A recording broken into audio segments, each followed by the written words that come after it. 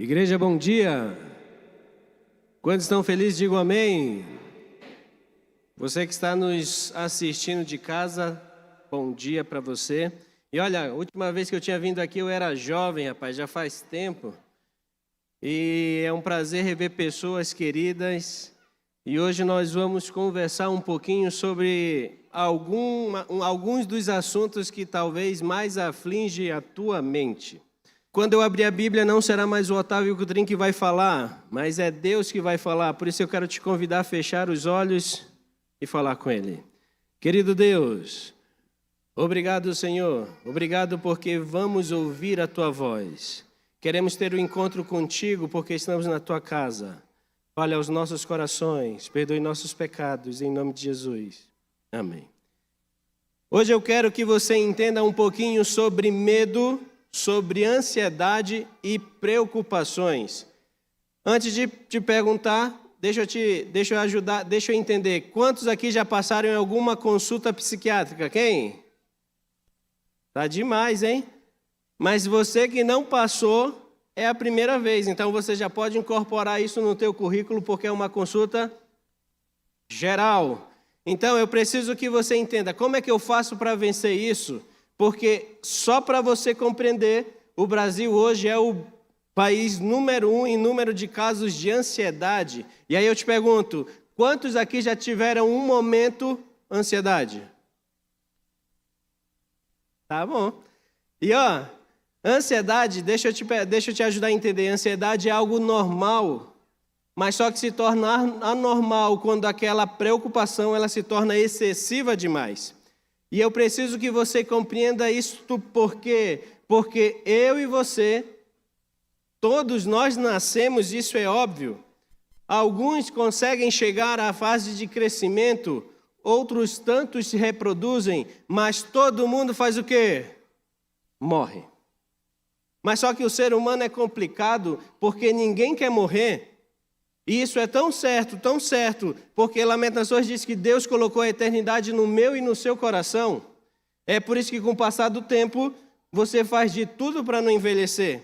Quer ver? Mulherada começa a passar creme, outras colocam uma agulhinha que chama-se Botox, outros dão uma puxada de um lado para o outro, fazem de tudo para não parecer velho, mas o pior é que estica tudo, menos os pescoços, que é aí que parece mais velho ainda. E sabe o complicado disso? O complicado é que nós questionamos a Deus e falamos assim, Senhor, por que a vida não é como eu gostaria que fosse? Porque parece que nos caminhos da vida, eu e você nos questionamos e perguntamos, Senhor, e aí, como vai ser? E deixa eu te fazer uma pergunta, o que você quer da vida? Se Jesus chegasse para você hoje e perguntasse assim, ô William, ô João, ô Mateus, Dona Francisca, o que você quer? O que você escolheria? Será que você escolheria bem e não se arrependeria? Ou será que você escolheria e depois de um tempo você pensaria e falava, poxa, se eu tivesse outra oportunidade, eu não ia fazer assim? Quero começar com o primeiro texto e ele está lá no livro de Romanos. Vai lá, Romanos no capítulo 5. Eu e você procuramos na Bíblia Romanos 5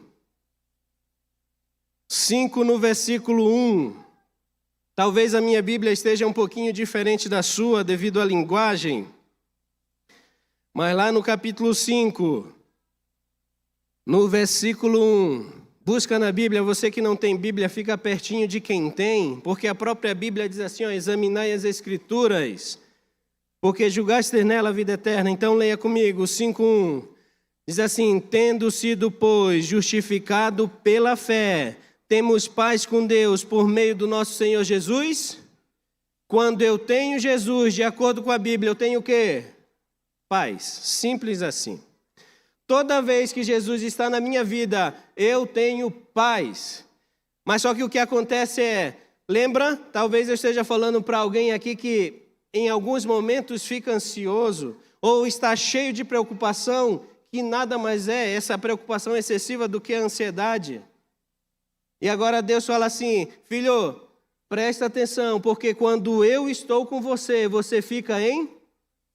Mas Senhor, eu devo 10 mil, tenho que pagar amanhã, eu só tenho R$1.000. Fique em paz. Rapaz, mas o meu carro velho não está dando certo, Senhor. Fique em paz. Entende? Não tem como os dois coexistirem juntos. E só para você compreender, você precisa entender que no decorrer da vida, sempre eu e você vamos fazer escolhas. Isso é tão certo que quando você pega lá na criação, Gênesis 1, versículo 26, Deus cria o homem e a mulher e dá a eles um negócio chamado livre-arbítrio. Nada mais é do que escolha. Mas a questão é que nós, com conceitos errados, em momentos errados, esquecemos a vida, fazemos as coisas, e quando fazemos, aí que colocamos a mão na cabeça e falamos, poxa, se eu tivesse pensado, eu não faria. Mas sabe qual é o problema? O problema é que não dá para voltar atrás, e por não voltar atrás, eu me frustro e me questiono, Senhor, por que eu fiz isso? Mas passou, e no caminho da vida, tudo começou lá no céu, veio para a terra e a primeira doença apareceu. Abre sua Bíblia, livro de Gênesis, vai lá. Gênesis no capítulo 3. Eu e você vamos ler. E enquanto você procura, a história conta. E eu e você sabemos que Deus chega para Adão e Eva e fala assim, olha Eva, olha Adão, não se separa, fica juntinho. E agora, Eva, em um determinado momento, se afasta de Adão, começa a olhar as coisas, flores roxa, amarela, lindo perfume, cheiroso demais. Quando de repente ela escuta, psiu. Imagina você, mulher, mulher não se aguentou, olhou para o lado e viu que era uma serpente. Ellen White vai parafraseando, dizendo que era o animal mais formoso, mais bonito, lindo, dourado, bateu as asas, o reflexo do sol deu, e agora ela olhou e ficou encantada, ainda mais porque esse animal falava. E agora a conversa começa. Deixa eu te perguntar, Satanás nos engana com mentira, sim ou não? Não, nos engana com meia verdade. Em nenhum momento Satanás mentiu para Eva, mas ele só pegou o que Deus havia falado e deu uma modificada. E agora, quando ele conversa com Eva, Eva decide e pensa, entre Deus e saber e achar que eu sou Deus, eu prefiro pensar que eu sou Deus e come o fruto. E agora leva para Adão, Adão olha a Eva, mulherão, lindona, demais, e ele fala, como é que eu vou ficar sem essa mulher? Ossos dos meus ossos, carne da minha carne, decide comer o fruto, e naquele momento, a luz, que era a vestimenta deles, vai embora, os dois olham que estavam nus. Na virada do dia, sempre Jesus ia conversar com eles, e é aí que o texto, depois de eles estarem escondidos, eu e você vamos ler. Capítulo 3, no versículo 10, ele respondeu, Adão respondeu, ouvi teus passos no jardim, e fiquei o quê? Com medo, porque estava nu, e por isso eu me escondi. Toda vez que eu tenho Deus, o que eu tenho? Paz, mas quando eu fujo de Deus, as coisas dão errado, eu vou embora, e agora o que entra em mim? Medo. Talvez eu esteja falando com alguém que fala assim, não, mas eu ouvi na faculdade que o medo é bom. Em algumas situações até é utilizável, mas não é algo que Deus fez. Eu preciso que você compreenda que a vida é complicada, e esse homem aí, chamado Arthur Schopenhauer, em um determinado momento, ele, de maneira brilhante, ele sintetizou a vida. Sabe por quê? Quantos aqui já oraram a Deus pedindo algo muitas vezes? Quem? Só? O resto não orou mais? Deixa eu te falar uma coisa. Agora eu quero falar para você, homem, que está aqui, que está nos assistindo. Imagina você quando você era jovenzinho, e agora você ora a Deus e fala assim, Senhor, eu preciso de um carro. E ora por um carro, e esse carro insistentemente até que Deus te dá uma Brasília. Vou melhorar, um Fusca. E agora esse Fusca é o carro mais lindo, mais macio e cheiroso. E você anda se mostrando como se ninguém mais pudesse ter um Fusca. Passaram-se 1 ano de Fusca. Você antes magrinho, agora já forte, porque a direção é bem pesada. Quando de repente alguém te oferece para você dar uma volta no seu carro, nada mais era do que um Civic. E a pessoa anda, direção diferente, bem macio, bancos parece uma pluma, te abraça, sem cheiro de nada, na verdade um cheiro lindo demais. E aquele carro que era o Fusca, que antes era o melhor carro, quando você volta a dirigir, passa a ser o quê? E aí você entende o que o Arthur Schopenhauer fala, quando ele fala que a vida é uma constante oscilação entre o tédio de ter, entre a ânsia de ter e o tédio de... Quer ver? Lembra você, homem, quando você queria tanto namorar sua esposa? E corria atrás, e conversava, mandava bilhetinho, dava até big, no meu tempo tinha. E hoje, a ânsia de ter dá lugar ao tédio de possuir. Sabe por que isso acontece? Porque o ser humano é complicado. E o ser humano é tão complicado, que ora a Deus e fala assim, Senhor, eu preciso ver um milagre. E deixa eu te perguntar, quantos aqui já presenciaram em algum momento da vida milagre? Milagre? Outros tantos não, né? Para você compreender isso, você precisa entender que existe 2 tipos de milagre. O primeiro milagre são os milagres naturais. É aquele milagre que acontece, por ser natural, é comum. E tudo que é comum você não dá valor. Quer ver? Talvez eu esteja falando para alguém aqui que não more no lugar dos seus familiares. Está distante. E quando você vai lá para o Nordeste visitar, nos primeiros dias, o que acontece? Todo mundo vai te visitar, não vai? E a senhorinha lá do Nordeste olha para o pequeno e fala, pequeno, tu cresceu. E assim vai acontecendo, porque é novidade. Mas o tempo vai passando, você passou lá 2 meses. O que acontece? Todo mundo fala, vai embora, meu filho. Deixa de ser novidade e por quê? Virou algo natural, corriqueiro. E esses milagres acontecem, o nascer do sol, o movimento da terra de rotação e translação, formação de nuvens, tudo é milagre, mas nada disso eu levo em... Mas existe um outro tipo de milagre. E esses milagres são diferentes porque eles são sobrenaturais, depende de Deus. E sabe qual é o complicado? Talvez eu morra, talvez você morra e nunca presenciemos este milagre. Quer ver um exemplo? Jesus, quando estava aqui na terra, vários leprosos estiveram com ele. Quantos leprosos Jesus curou? Continua comigo, Jesus chega lá no tanque de Betesda, vários paralíticos de vários anos. Quantos ele parou, olhou e falou, levanta? Eu preciso que você entenda que questão de milagre sobrenatural é algo que vem de Deus para alguém específico, com um propósito específico, em momento e hora específico. Mas sabe o que eu gostaria que você entendesse? Que isso não quer dizer que você não é especial. Abra a tua Bíblia, Jeremias, vai lá. Livro de Jeremias. Eu e você vamos no capítulo 17.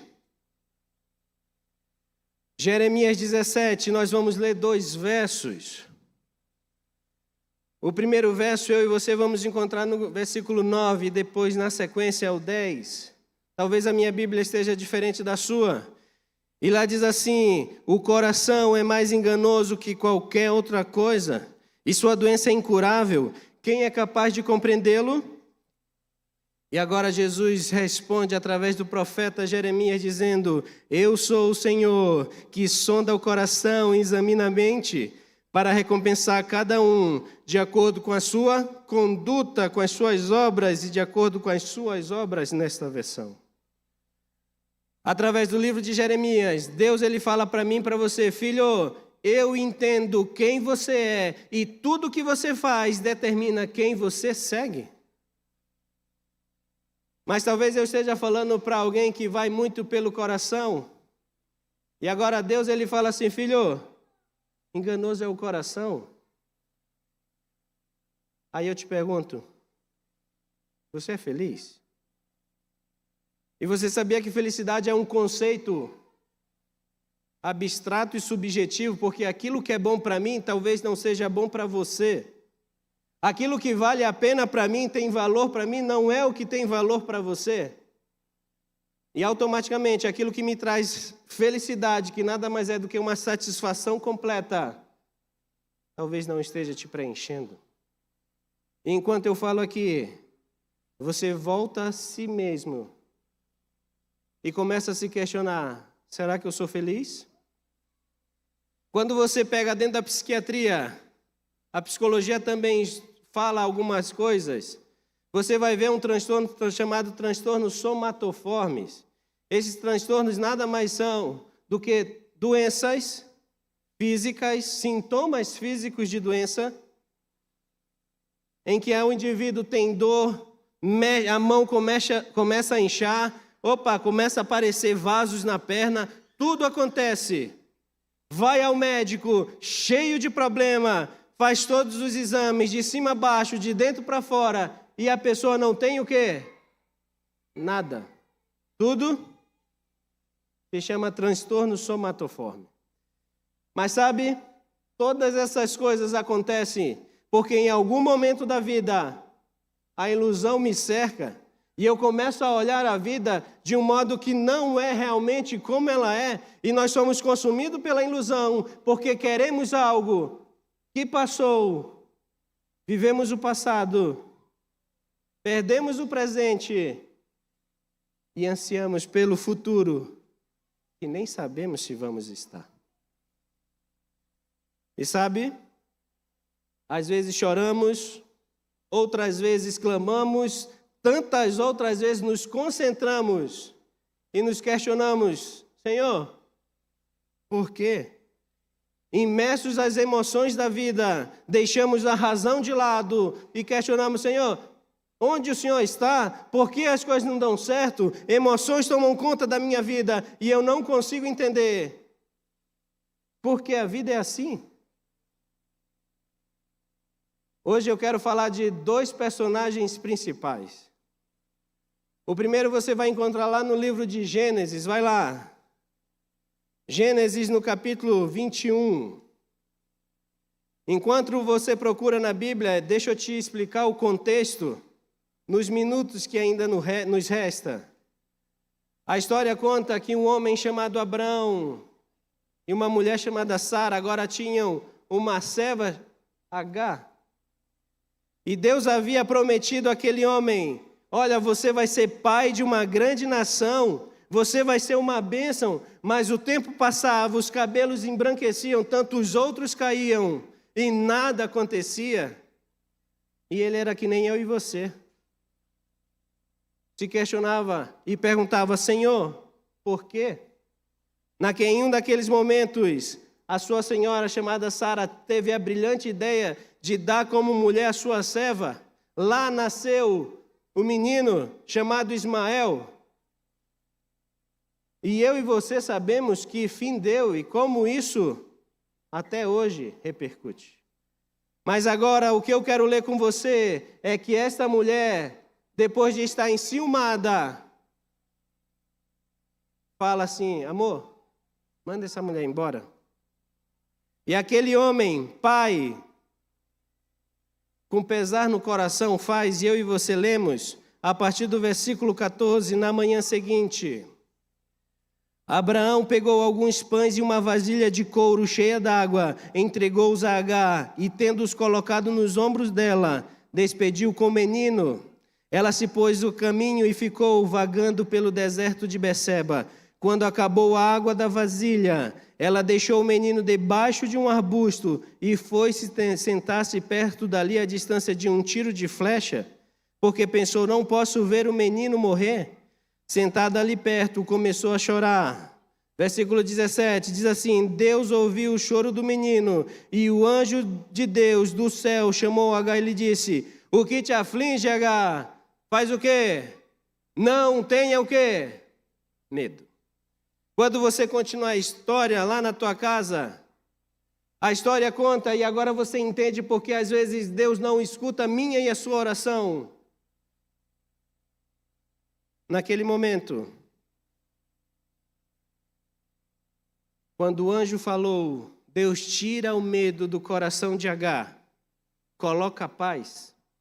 O menino estava morrendo por causa do quê? O que ele tinha? Sede. Choveu aqui? Deus encheu o pote dela?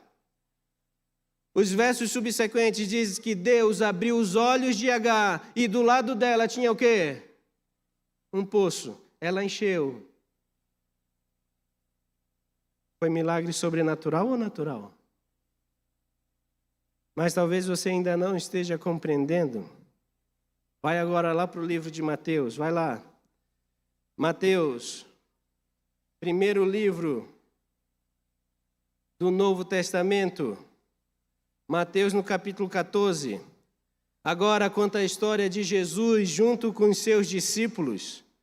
Algo aconteceu e eu e você lemos a partir do capítulo 14, no versículo 25. Na minha e na sua Bíblia diz assim: em alta madrugada, Jesus dirigiu-se a eles, andando sobre o mar. Quando o viram andando sobre o mar, ficaram aterrorizados e disseram: é um fantasma, e gritaram de medo. Mas Jesus imediatamente lhe disse: coragem, sou eu, não tenha o quê? Medo. E agora imagina você, um rapaz dos discípulos chamado Pedro, falou: Senhor, se é o Senhor mesmo, fala que eu vá e eu vou. E Jesus falou: vem, filhão. E ele foi. Imagina você a cena, colocou o pé naquilo que era líquido e estava sólido, totalmente sobrenatural, e cada passo que dava, olhava para Jesus, e Jesus, fita o seu olhar no dele, esperava ele chegar. Nesse tempo, alta madrugada, estava escuro ou claro? Escuro ou claro? Escuro. Ellen White fala que as ondas batiam e foi nessas ondas que Pedro se assustou, tirou o olhar de Jesus e começou a afundar. Deus acalmou a tempestade aqui, sim ou não?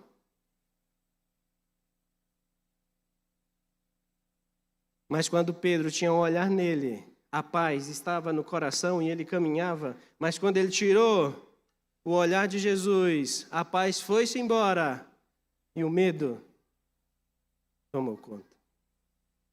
Quantas vezes na Bíblia Jesus fala assim: filho, não tenha medo.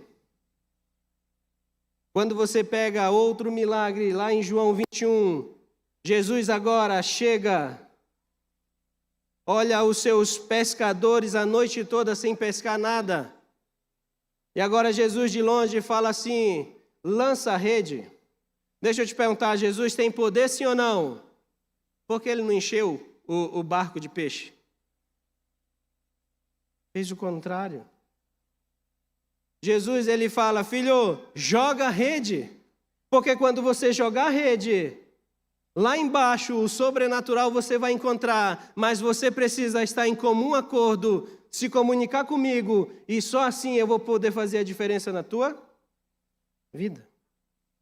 Jesus tem um plano para mim e para você, e por isso todas as vezes na Bíblia ele fala assim: filho, vinde a mim.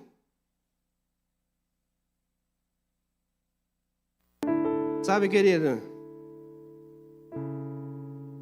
a vida se resume a duas coisas. Se você esquecer tudo que você ouviu hoje, não esquece isso. Duas coisas resumem a tua vida. Todos aqui estão aqui por um propósito. Não foi por acaso que eu, Otávio Coutrinho, estou aqui pregando. Não, tem um propósito. Você tem um propósito de estar aqui porque você é especial. Mas todo o propósito para ser alcançado, você precisa passar o processo. Esse é o problema. Deus tinha um propósito para Abraão e falou assim: Abraão, sê tu uma bênção, Abraão. Você vai ser pai de uma grande nação. Você vai ser demais. Mas em nenhum momento, quando Deus chama Abraão, ele fala assim: Abraão, Cara, você vai ter que matar teu filho, porque esse vai ser meu pedido. Abraão, a tua mulher vai te dar uma outra mulher, você vai ter um filho, e por causa de você, o conflito no Oriente Médio vai perdurar até eu voltar. Sabe por que Deus nos dá o processo? Para eu e você aprender a suportar o propósito. Lembra de José? Sonhou com lua, sol, estrelas. Era o propósito. Mas Deus não falou: olha, José, o processo é difícil. Você vai ser escravo, ficar no buraco, a mulher de Potifar vai te acusar. Deus não te fala o processo, porque sabe que se você souber do processo, você não vai querer cumprir o propósito.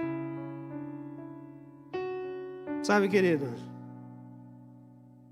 nesse tempo dentro da psiquiatria, eu já ouvi diversas histórias. E desde quando eu decidi estar na psiquiatria, eu aprendi a orar pelos meus pacientes.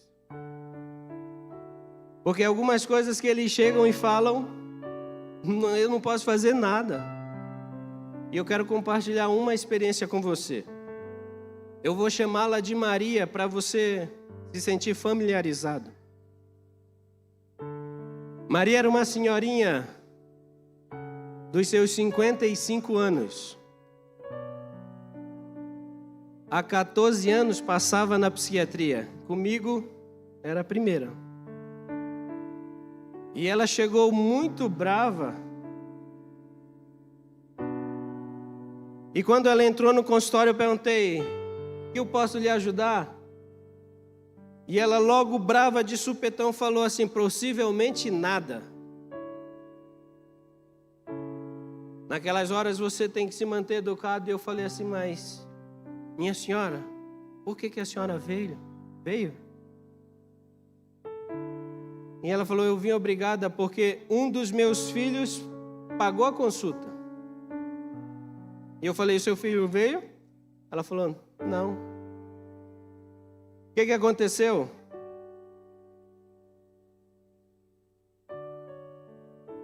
E ela nada falava. Passou 1 minuto em silêncio. Eu perguntei assim: qual o nome da senhora? E ela falou: meu nome é Maria. E eu falei: a senhora está bem? Ela falou: não. A senhora não sabe que psiquiatra é médico de louco? E eu falei: pois é. O que aconteceu, dona Maria? Vou contar a história para logo encurtar. Assim ela disse. E a história dela era mais ou menos assim. Estava casado pela 5ª vez. Dessa 5ª vez tinha vindo de uma região do Nordeste 12 filhos. Desses 12, 4 haviam morrido. E os outros não ligavam para ela, assim ela dizia. E quando ela disse isso, eu perguntei: e o seu filho que pagou a consulta? E logo ela falou: esse moleque é um traste. Eu falei: mas ele não está cuidando da senhora mais do que obrigação. Falei: dona Maria, o que está acontecendo? E ela falou: olha, eu vivo uma vida desgraçada. Passei por vários traumas na infância, fui violada, casei na primeira vez com quem não era para casar, casou com seus 14 anos. Teve um filho atrás do outro, o marido não dava, foi para outro, fugiu de um marido, veio para a região daqui. E agora já a senhora chega, depois de anos na psiquiatria, e fala assim: doutor, eu estou cansada, porque eu nunca fui feliz. E eu preciso de um remédio para ter felicidade. É complicado. E ela falou: até que gostei do senhor, o senhor escuta bem. Mas o senhor é tão novo, o que o senhor vai fazer? Falei: dona Maria, não posso fazer nada. Ela falou: eu sabia. Falei: dona Maria, Que remédio tem que vai lhe dar felicidade? Raciocina comigo. Sabe o que todos os traumas que a senhora teve? Passou. Sabe as decepções que a senhora colheu? Acabou. Eu só posso dar o que eu tenho. Até hoje, Dona Maria passa comigo. Ela ainda toma seus remédios. Hoje está uma flor. Os problemas dela do passado continuam, porque não tem como voltar atrás. Quanto ao futuro que ela tanto ficava angustiada,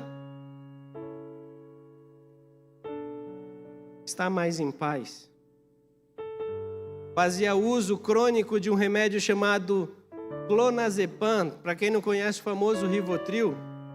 Quando ela me falou isso na segunda vez, descobri que ela era crente, e eu falei assim: Dona Maria, lembra do versinho? Em paz me deito e logo pego no sono, porque só tu, Rivotril, me faz repousar tranquilo. Não, só tu, Senhor. Deixa eu te falar uma coisa. Nós temos dificuldade na vida porque nossos conceitos estão errados. Buscamos o Deus da teoria e esquecemos o Deus da prática. E eu quero ler o último verso lá em Deuteronômio 30. É um dos textos mais bonitos da Bíblia. É um convite para uma escolha em definitivo. Através de Moisés, Deus ele vem falando para mim e para você. Capítulo 30, no versículo 11, nós vamos ler alguns versos, não na sequência, mas o primeiro, que é o versículo 11 do capítulo 30, diz assim: o que hoje estou ordenando a você não é difícil fazer, nem está além do seu alcance. Não está lá em cima no céu, de modo que vocês tenham que perguntar: quem subirá ao céu para trazê-lo? E proclamaram a nós a fim de que lhe obedeçamos. Nem está além do mar, de modo que vocês tenham que se perguntar: quem atravessará o mar para trazê-lo? Nada disso. Versículo 14. A palavra está bem próxima de vocês, está em sua boca e em seu coração, por isso vocês poderão obedecer. Versículo 15 continua dizendo: veja que hoje ponho diante de vocês vida e prosperidade, morte e destruição. Versículo 17 e 18 fala tudo o que acontece dependendo do que você escolhe. Mas é no versículo 19 que eu quero ler com você, que diz assim: hoje invoco os céus e a terra como testemunhas contra vocês, de que coloquei diante de vocês a vida e a morte, a bênção e a maldição. Agora escolham a vida, para que vocês e os seus filhos vivam. Quer vencer? Todo mundo passa por dificuldade. Escolhe Jesus. No mundo tereis aflição, mas tende bom ânimo. Eu venci o mundo. Você vai passar por dificuldade, frustrações, decepções. Mas calma, vai passar. Sempre depois da noite, vem o dia. Depois da chuva, vem o sol. Fique em paz.